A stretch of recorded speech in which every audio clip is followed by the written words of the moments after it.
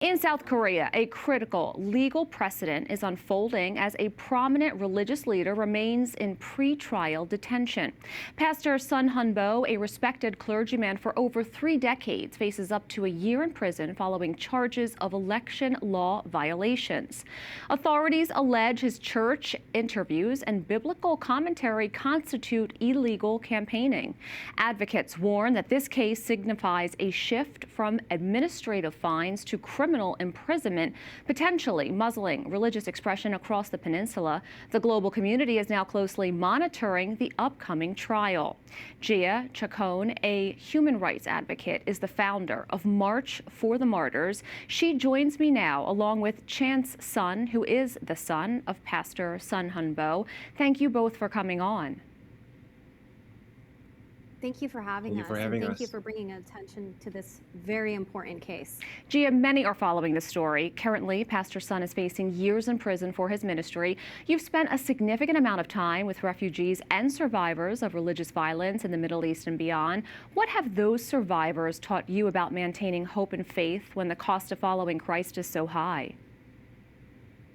It's unbelievable. I mean, I think as Americans and as Westerners, a lot of times we think when persecution comes and when Christians are in prison, that they are downtrodden and hopeless. But oftentimes it is in these circumstances that they feel the closest to the Lord. And I know that Pastor Sun actually has said from prison that he is still evangelizing and he's maintaining hope and closeness.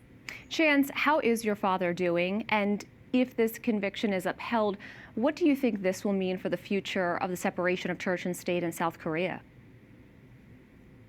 Yeah, regarding to my father, he has lost many pounds in prison, and his fingers have stiffened due to the severe weather in Korea and condition of the prison right now.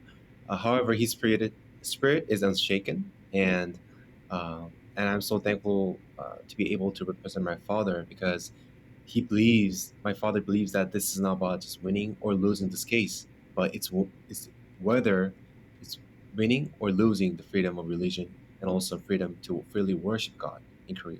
Absolutely. And do you think that this sets a dangerous precedent for other democratic nations?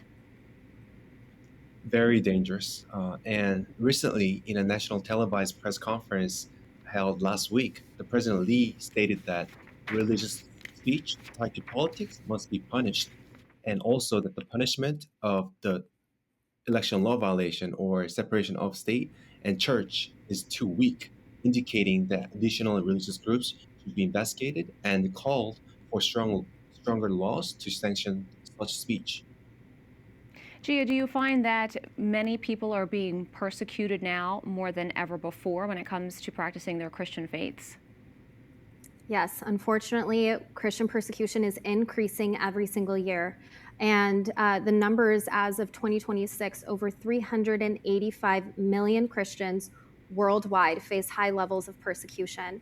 And I think a lot of us have the understanding that perhaps it's radical Islam is the #1 driver, but on the contrary, it's actually communism that is the #1 driver of Christian persecution. So paying attention to cases like Pastor Sun, and what's happening across Asia and even in places like South America, standing up against communism is very important for the future of Christians everywhere. Well, we will continue to follow this. Gia Chacón and Chan's son, we really appreciate you both being here.